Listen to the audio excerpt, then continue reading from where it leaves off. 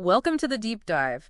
Today, we're doing something a little different for you. Yeah, we are. Instead of our usual stack of articles, we're really immersing ourselves in just one incredibly personal narrative. Exactly. We've got this document called Amrelyon's story. It's a detailed chronological account from one person, Right. sharing their life, their experiences, how their beliefs have shifted, right up to January 12th, 2025. So think of it like a really intimate look into someone's life. And our mission, our goal for this deep dive is to try and understand the core of this story. What were the experiences that really shaped this person? And what's the kind of overarching narrative that comes out of all these memories and reflections? And it's kind of remarkable just how much ground it covers. I mean, we're talking childhood, family dynamics, Yeah. school, religion, work, relationships, and, ultimately, that really complex journey of figuring out personal identity. Right. There's a lot here that you might find resonates in unexpected ways. Yeah, absolutely. Yeah. So, consider this your shortcut, maybe, to understanding a pretty unique life. We spent time with this story, We have. and now we want to pull out those threads, the really significant ones, that help us get a handle on what makes this experience so compelling. Okay, let's dive in. Starting right at the beginning with the family. Okay.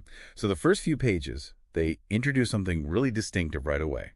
How the family named the children. Ah. The author's mother apparently wanted to name her first son Muhammad, but then went with Original. Original. Then the next son was named Muhammad, followed by Honor, who was our author. Okay. Then came Expensive, another son called Original, and finally a sister, Nostalgia. Wow. What do you even make of a naming convention like that? It's unusual. It certainly makes you wonder, doesn't it, about the family dynamics, the thinking behind it. Yeah, and almost immediately after that, we get this glimpse into the author's early sense of self, this dreamlike feeling of choosing their own appearance as a child. That's a fascinating detail. Yeah. What might that suggest, do you think? That early kind of awareness? Well, it could point to maybe a strong sense of individuality. Yeah. Right from the start. Perhaps even a feeling of agency, self-determination that you don't always find in really early memories. Especially with, 4 brothers and a sister? Exactly. In a big family like that, maybe that sense of personal identity felt particularly important. Okay, so moving into kindergarten. The narrative shifts quite abruptly here from a sensory thing, the smell of the place. Right, the smell. To this really vivid and, frankly unpleasant memory of another child getting sick. It's a stark contrast. It really is. Why do you think an intense, maybe negative experience like that sticks so clearly? Well, intense emotional experiences, good or bad, they often leave a stronger mark on our memory, don't they? True. That sort of visceral reaction in kindergarten? Maybe it was a moment of shock or vulnerability in a new place. Yeah. It's interesting how those early sensory details, like the smell, can become anchors for these big memories. And that's followed right away by remembering a first love, a girl whose name possibly meaning Breeze. Was never forgotten. Yeah. It really shows how even those brief childhood connections can stick with you, doesn't it? Absolutely. Those early crushes, even if they're fleeting, they can sort of shape how we understand relationships later on. Right. Leave a real emotional residue. Yeah. The fact that the name and its possible meaning stuck, that tells you how significant that connection felt to the author back then. Then a bit of childhood drama, swallowing a 50-cent coin. Yes, the coin incident. And the mother saving them with quick thinking. It's a vivid little story. What does something like that tell us about, their childhood, maybe their relationship with their parents? Well, it definitely underscores how vulnerable kids are, right? Yeah. And how crucial parents are, their care, their attention. Mm-hmm. It also flags a moment where something seemingly ordinary could have gone really wrong, but the mother stepped in. Those moments of being cared for, they really build a child's sense of safety, of security. Okay, so as the author gets a bit older, dreams and aspirations, football becomes a huge theme. Yes, the Pele dream. Seeing Kaylee in a dream and this intense desire, this ambition to become a great player. It's interesting how a dream can just ignite that. It really speaks to the power of imagination in childhood, doesn't it? Dreams can feel so real. Plant these seeds for what you want to be, even if things don't, pan out exactly like the dream. But school football wasn't quite living up to the dream, it sounds like. No, there's frustration there.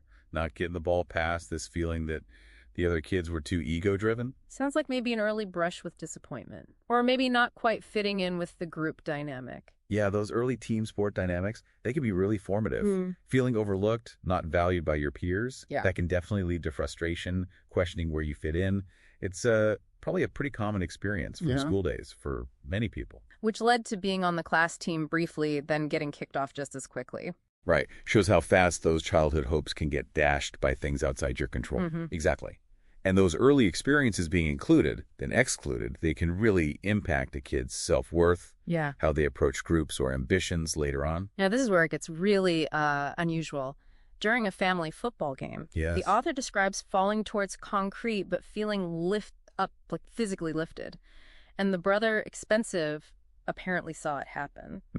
And this moment, this seemingly supernatural event, is presented as the thing that ended the football aspirations. What do you make of a memory like that? It's quite pivotal. It definitely stands out, doesn't it? I mean, whether you interpret it literally or as a very vivid childhood memory, maybe shaped by belief, or even symbolically as a turning point. Right. It clearly had a massive impact on how the author engaged with that football dream afterwards. It really raises questions about how we interpret things, how belief shapes our life stories. And that theme of being saved, it comes up again, the near drowning at the beach house. Ah, yes. With the older brother Honor this time. Honor saves him. And this might have even been why the family stopped going to the beach house. It feels like these moments of needing rescue were pretty significant. Absolutely. Facing a life-threatening situation, especially as a child, that's deeply impactful. Being saved by a sibling. It could create a strong bond, sure, but maybe also influence how the author saw their own abilities or vulnerabilities. Yeah. And if the beach trip stopped because of it, that's a big shift in family life. In connecting this back, the author mentions wanting to be a hero as a kid, inspired by cartoons. Right. So these real-life experiences of needing to be saved might have sort of, I don't know, complicated that fantasy. It's interesting how those things clash. It really highlights the complex way kids process things, try to make sense of the world. Wanting to be a hero is common, right? But then these real events, being the one who needs saving, might create this tension between the ideal and their own reality. Okay, then there's a really significant shift in the story. Someone suggests the author might be the guided one. A big moment. And the reaction is described as ambiguous, like, oh yes, but then followed immediately by, if God will. Yeah. What do you read into that kind of early suggestion or identification? Well, the oh yes part. It suggests maybe an openness to the idea. Perhaps even feeling special, a sense of destiny maybe. Okay. But adding if God will straight after brings in this layer of, religious contingency, an awareness that a higher power has a role in this stuff. It's fascinating peek into how a potential self-identity rooted in spirituality might start forming early on. And this seems crucial because it leads apparently right into a shift towards reading more, developing this belief in a mission. To spread justice and ease. Yeah. And linking it directly to descriptions of Prophet Muhammad, that's a pretty major evolution from earlier dreams. Indeed. It marks a clear transition, doesn't it? From maybe more typical childhood dreams like sports heroism to something much more focused on spirituality, on altruism. It suggests a growing interest in religious teachings, finding meaning and purpose there. And this lines up with mentioning a growing interest in listening to religious shows. Right. That kind of consistent engagement with religious content, especially when you're young, it can deeply influence your beliefs, your values, how you see your place in the world. It really sets the stage for the religious experiences and interpretations that come later in the story. The narrative then talks about prayer, specifically praying to God to become the guided one. And there's a sense of perceived competition around it. It highlights a very personal, very active engagement with faith and this idea of a specific destiny. It really shows a personal striving for that identity, doesn't it? Yeah. A direct appeal to God to fulfill this potential. And the competition angle adds an interesting layer, maybe an awareness of others or perhaps internal doubts that prayer was meant to overcome. Which contrasts so sharply with the feeling described later, at the time of writing being challenged, labeled as mentally ill. Yeah, that's a stark contrast. It introduces this really significant, difficult conflict between the author's self-perception and how others are seeing them. That juxtaposition is incredibly striking. It highlights a potential, maybe huge disconnect between the author's deeply held personal narrative and external realities or diagnoses. It raises big questions about how people reconcile their own stories with societal labels, especially around mental health. And there's this belief in being watched by both the devil and God. Right. Coupled with this conviction of winning even in death, if God may will, it really underscores a deeply held spiritual belief system, even when facing difficulties. It's a powerful statement of faith. It certainly is. That unwavering belief seems to provide a framework, for understanding and navigating hard experiences. The conviction of ultimate triumph, even beyond this life, it speaks to the strength, the resilience that faith can offer some people. There are also mentions of experiencing mind-blowing things from God. Providing assurance. Which further reinforces this sense of a unique path, divinely guided. Those personal experiences must hold immense significance for the author. Oh, absolutely. Personal experiences interpreted as divine intervention. They can be incredibly powerful in cementing someone's faith, their sense of purpose.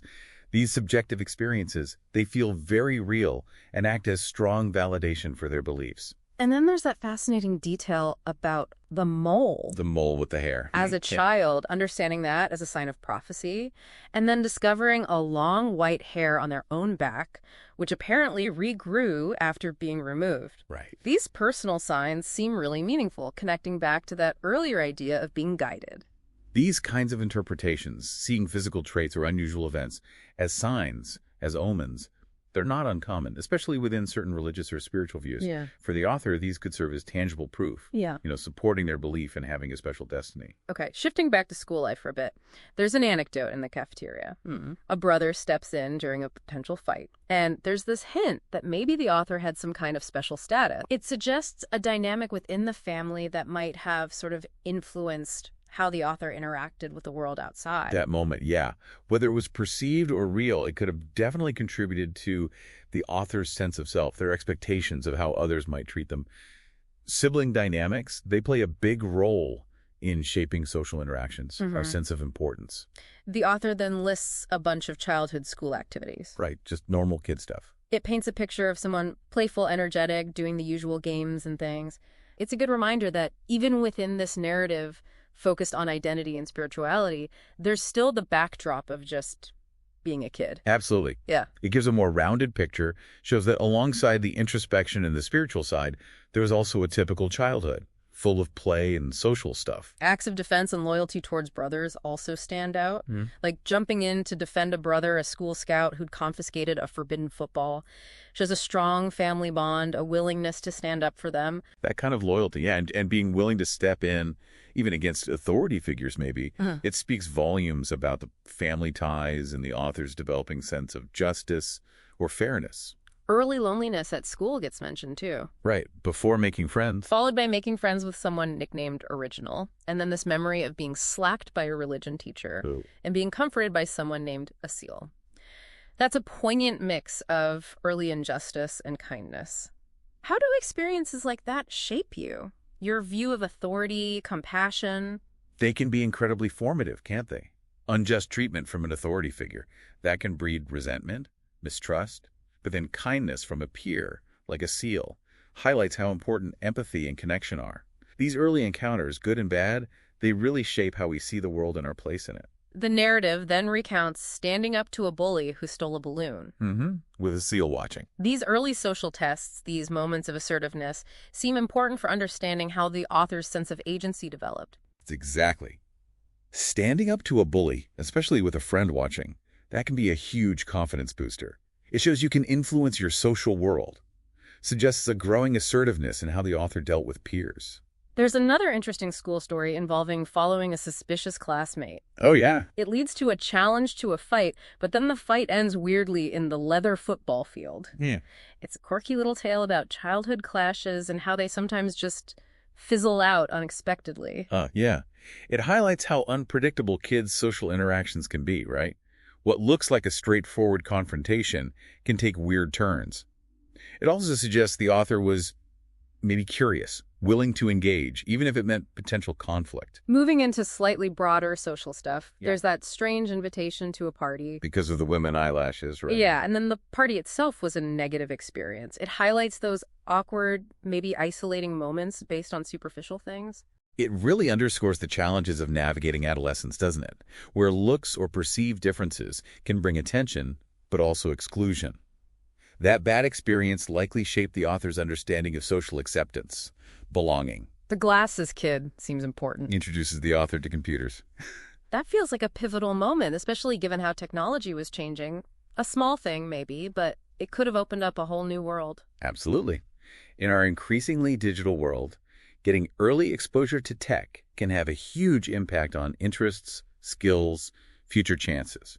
That friendship clearly gave the author access to something valuable and influential. Wanting to transfer schools to be with this friend, then being introduced to another friend, the one with bad habits who spoke English, and feeling left out because of the language barrier.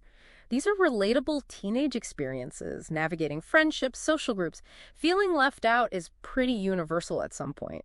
These things really highlight the complexities of teenage friendships, don't they? Wanting connection, but facing challenges from differences in language, interests, behavior. Feeling left out is common and often pretty painful when you're growing up. But the surprising twist is the fight with that friend, the one with bad habits. Right, which unexpectedly led to them becoming close friends. It's a reminder that relationships can form in really strange ways, sometimes even out of conflict. That's a great observation. Sometimes working through conflict, resolving it, can actually deepen understanding, strengthen bonds, suggest maybe some resilience, forgiveness in the author's approach to friendships. The author reflects on wanting their friends to be good, trying to advise them constantly, even though it often didn't work. That speaks to a sense of responsibility, maybe, a developing moral compass, even at a young age. It's interesting how some people feel that urge to guide their friends. It does. Could stem from genuine care, or maybe a strong belief in a certain way to live, and the frustration of being ignored. It's also pretty common when you're trying to influence friends, especially as teenagers. And this desire to influence, even with limited success, is linked to developing debate skills. And a broader acceptance of different behaviors. Attributed to seeing so much perceived misinformation out there, suggests a growing awareness that not everyone sees things the same way. This is a significant development, isn't it? Realizing information can be subjective, even wrong. That can lead to a more nuanced view of people, more tolerance for different perspectives, even if you don't agree with them. There's a fascinating account of trying to destroy a pornographic CD made by a friend. Right.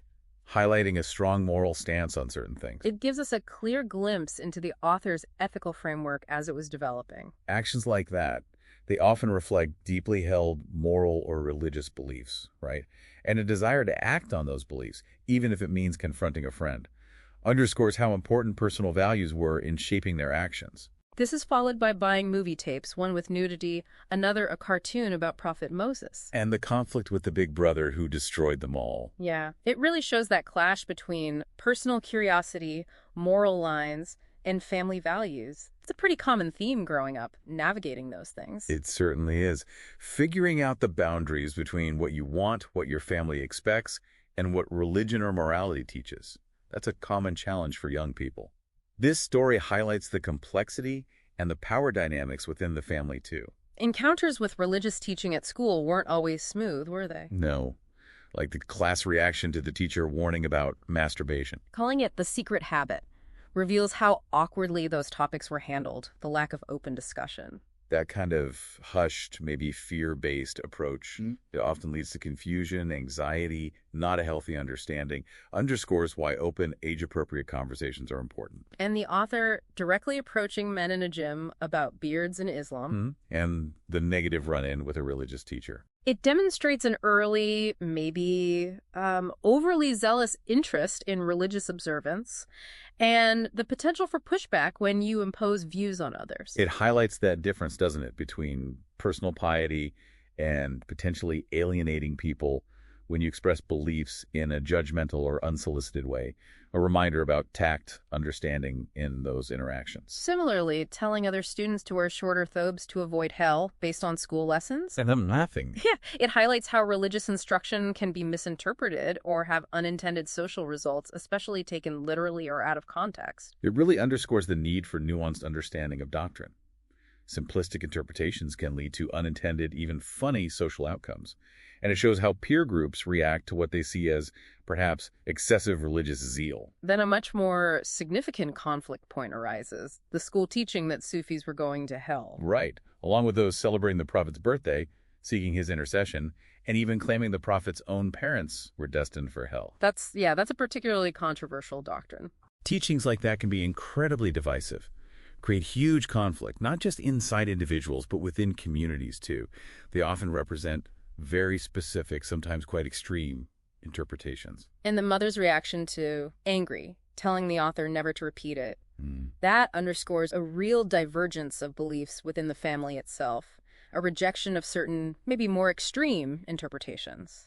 Highlights the importance of family values, personal understanding of faith. It certainly does. Shows how personal and family interpretations of religion can be very different from what's taught in institutions, and how family members can act as a counterweight to potentially harmful or divisive ideas. A pivotal moment of realization comes next. Big Brother Honor gives the author an audio tape about Sufism. And the author immediately feels brainwashed by the school's teachings. Yeah. That suggests a really powerful moment of awakening, of questioning things they'd previously just accepted. That's a huge turning point. That sudden feeling of being brainwashed, it indicates a profound shift in perspective, a move toward thinking critically about the information they'd received. Shows how alternative viewpoints can challenge and reshape deeply held beliefs. And this leads to debating the religion teacher about it. And getting a positive reaction from other students, smiling teachers. Even giving the tape to the principal, who acknowledges it but doesn't want to discuss it. It seems the author's new understanding struck a chord with some peers, even if the institution was hesitant. It suggests maybe other students also felt uneasy about those teachings. The positive reaction hints at a potential for broader questioning, maybe a desire for more inclusive or nuanced views of faith. The principal's reluctance, also telling about institutional dynamics. There's a brief mention of trying to bully the old bully from elementary school, but failing. Right, because of a physical barrier. And that apparently stopped the bullying attempts altogether. Maybe a lesson learned there, about the futility of it, or just a shift in the power dynamic. Could be. Could indicate a shift in the author's own confidence. Or maybe the former bully realized it wasn't working anymore.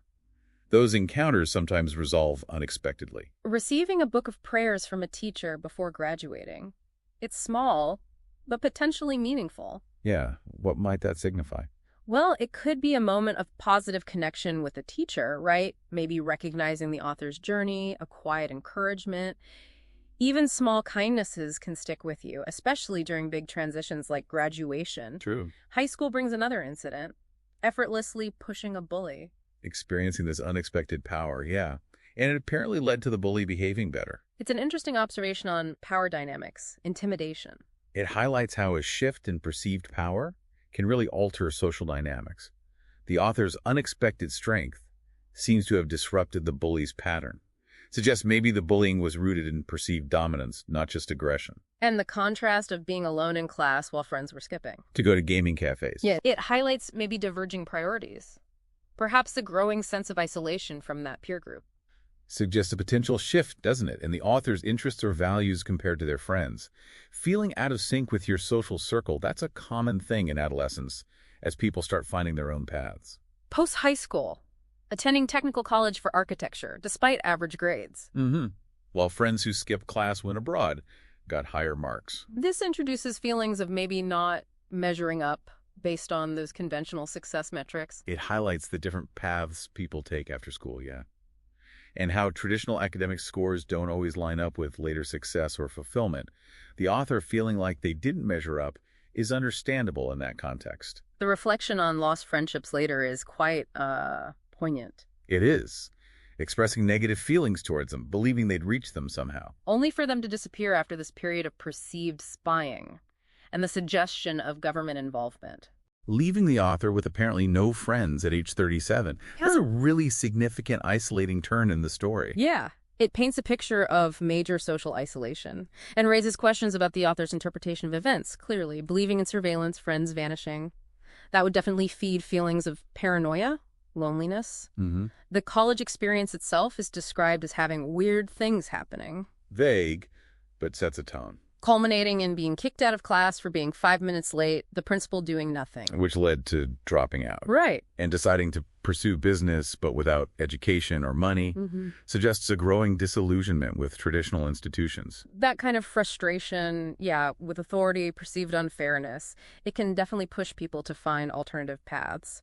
Deciding to drop out, go into entrepreneurship, reflects wanting autonomy, self-determination. Then the decision to abandon the religious beliefs learned in school. Because of the perceived misinformation. Yeah, a major break. And wanting to explore life independently, including listening to music again. Sounds like a period of significant personal, maybe intellectual liberation. It really signifies a move towards a self-directed approach, doesn't it? Rejecting doctrines imposed from outside, favoring personal exploration experience. The return to music could symbolize re-engaging with parts of life that were off limits before. Then we get introduced to 3 key friends from different times. The good friend with the glasses, the friend with bad habit, Casanova, and the friend with bad attitude, the delinquent. Highlights the diverse influences, right? And the common ground they found: video games, smoking weed, music, shows how friendships can form across different types. It underscores that idea, yeah. Connections forged through shared interests, shared experiences, regardless of personality differences or perceived good or bad habits. Those friends likely offered different kinds of support at different times. Brief relationships with women get a mention, attributed to lack of money. And the author doesn't elaborate much.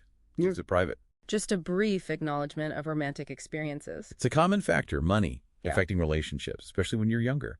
The author's brevity suggests maybe these weren't central to the main story they wanted to tell. Initial work experiences are described as boring, repetitive. Pretty common for entry-level stuff, yeah. Sets the stage for later innovation. It does, that feeling of monotony. It often pushes people to seek more engaging work, something more meaningful. Highlights the contrast with the later entrepreneurial drive. But then, in the first marketing job, the author invents this innovative marketing system. Inspired by a woke dream. Yes.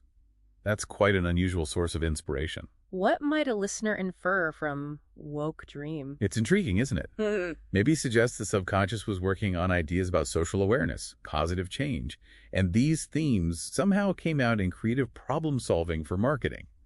Hints at a possibly unconventional, maybe socially conscious approach to business. But then the Fallout manager allegedly steals the idea, company has problems, author gets consulted even after leaving. Right. Paints a picture of ingenuity mixed with workplace conflict. Seems to highlight the complexities, the pitfalls of the professional world. It certainly does. Intellectual property issues, office politics, implementing new ideas, it can all be really challenging. The author being consulted later suggests their initial contribution was recognized, even if it was mishandled. This seems to lead directly to starting to create business plans aimed at spreading justice and ease. Connecting back to that earlier perceived mission. Yeah, channeling it through entrepreneurship now. Shows how those early ideals can stick around, evolve into adulthood. Demonstrates a desire to translate those early spiritual hopes into practical action, using business as a potential tool for positive social impact. YouTube becomes a big learning tool. Even adding MIT's nuclear energy lessons. Maybe to gain attention, signal intellectual ambition. It's an interesting, maybe unexpected interest. To be a way to broaden the knowledge base, yeah. Connect with others who share that curiosity. Tackling something complex like nuclear energy suggests wanting serious engagement, learning. The first business plan, SADA, created a Facebook group, posted an Obama speech. An eclectic mix, yeah. While working as an admin assistant doing repetitive data entry. Highlights that contrast again, aspirations versus daily reality. Underscores that common experience, doesn't it? Having bigger interests, ambitions that aren't reflected in your current job. Using Facebook, an Obama speech, suggests an interest in social or political engagement as part of the business idea. The narrative loops back to relationships with women. Reflecting on falling in love, but concluding intimacy outside marriage is pointless, harmful, aligning with more traditional values. Yeah, reflects a specific moral, religious framework guiding views on relationships. It reflects a personal conviction, likely rooted in those beliefs and values, shapes the approach to romance, sets certain boundaries. And highlights the challenges of meeting women in their country because of strict harassment policies. Contrasting it with the idea that men and women were created to connect. Leading to using Facebook to find women, specifically intending marriage, points to how social and cultural context really shapes relationship formation. It really illustrates how cultural norms, legal rules, can massively impact social interactions, how people pursue relationships, using social media to seek marriage. That's adapting to those constraints. Then workplace conflict flares up again. A coworker reacts badly to the author's Facebook activity, trying to connect with a girl. Escalates with an angry text and HR meeting where the author felt dismissed. And worsening bad-mouthing about private stuff sounds like a really difficult, uncomfortable work environment. Those kinds of interpersonal conflicts at work, they can be incredibly stressful, lead to feeling unfairly treated, misunderstood. The situation escalating suggests a communication breakdown, maybe even a hostile environment. Then there's a moment of potential paranoia, picking up weed. The dealer seems scared, tries to warn them. Yeah, leads to a hasty decision to just get away, avoid trouble. It's brief, but unsettling. That sense of unease, feeling warned, could be interpreted different ways, sure, but it clearly led to heightened caution, wanting to disengage fast.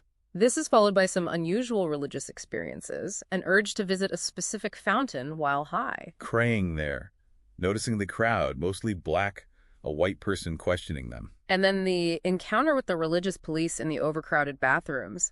Them seeming amazed by the author's prostration. It's a very unique, almost surreal sequence. What do you make of that? It highlights this intersection, doesn't it? Altered states, personal religious impulses, and interactions with authority. The police seeming surprised adds this unexpected element, suggests maybe the author's behavior was unusual even in that context. The aftermath is waking up at home, family concern. Right, then that disturbing incident at Friday prayer. Hearing a threat, we will slay them all. Seeing a brother who ignores them, crying, asking for water and being pointed to the sky. This sounds like a time of significant distress, feeling alienated maybe. This sequence definitely suggests heightened anxiety, maybe misinterpreting social cues. The perceived threat, the brother's reaction, could absolutely contribute to fear, isolation. A visit to Medina brings more strangeness. A brother seeming to predict rain, lots of private police cars, feeling like the end of days. Then back at work, coworkers making weird noises, gestures. It just keeps reinforcing this sense of unease, potential paranoia building. These observations, layered on the earlier experiences, they point towards a growing suspicion, a feeling the environment itself was becoming strange, even threatening. And this culminates in increasing suspicion, isolation, hearing whispers everywhere. Buying a tent and a rifle. Wow. Staying in their room, listening to the Quran for the first time, it says. A significant withdrawal, turning to a religious solace amidst perceived threats. That level of isolation, and getting a tent and rifle, suggests a serious escalation of fear, a move towards self-protection. Turning intensely to religious text could be seeking comfort, understanding during a really hard time. Then the narrative goes into the perceived government surveillance and trying to test these beliefs. Right. Seeing Obama on YouTube mentioning someone with a religious family. Observing English colleagues seemingly mimicking their rope jumping. Conducting tests like saying Adnan stand up and seeing Adnan stand up, or using the Arabic word for frog, thufta. And colleagues saying forg in English and laughing. These are presented as evidence, very specific, unusual interpretations of everyday events. These examples really illustrate how someone experiencing paranoia might interpret seemingly random events as being directly connected to them, to their perceived persecution. These interpretations, while maybe understandable from within that framework, might not match external reality. This period of intense paranoia testing leads to quitting the job in 2017. Mother insists on seeing a psychiatrist, which they do. The author also describes writing to the people they believe are monitoring them, creating the Akrumna website to share thoughts, but still feeling ignored, highlighting attempts to make sense of it all, seek help or validation somehow. These actions reflect that desire. To address the distress, both through professional help and by trying to communicate their perspective to whoever they think is involved.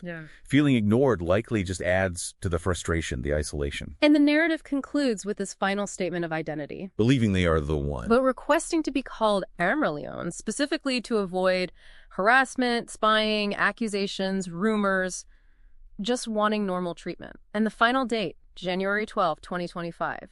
It's a powerful, kind of poignant end to a very personal story. It is. That request to be called Amrelyon, the desire for normal treatment. It underscores the author's awareness of how their beliefs, their experiences, have led to negative outcomes in their life. It's like a plea for acceptance, understanding, even while holding on to that core belief. So we've taken a really deep dive into this Amrelyon story, from those foundational childhood experiences, the evolution of religious belief, Right. to navigating complex social dynamics, work, and ultimately confronting this perceived surveillance and making a unique declaration of identity. Our goal here in this deep dive was really to pull out those key formative experiences, the central themes running through this intensely personal account. And we've seen the huge influence of family, those early evolving encounters with religion, that basic human search for belonging, connection, moments of profound connection, but also deep isolation, and that persistent underlying belief in a unique personal destiny. It is definitely a unique narrative, at times deeply unconventional. But going through it, we gain this powerful, if singular, insight into one person's perspective on their life and all the forces that shape their personal reality. Which raises a really important question, I think, for you, the listener. What does a story this intensely personal, sometimes unusual, tell us about that universal human search? For meaning, for purpose. How do our own individual belief systems shape how we experience the world, our sense of who we are? And maybe what's the deeper significance for someone to share such a detailed, intimate account of their life journey like this? It's certainly a lot to reflect on.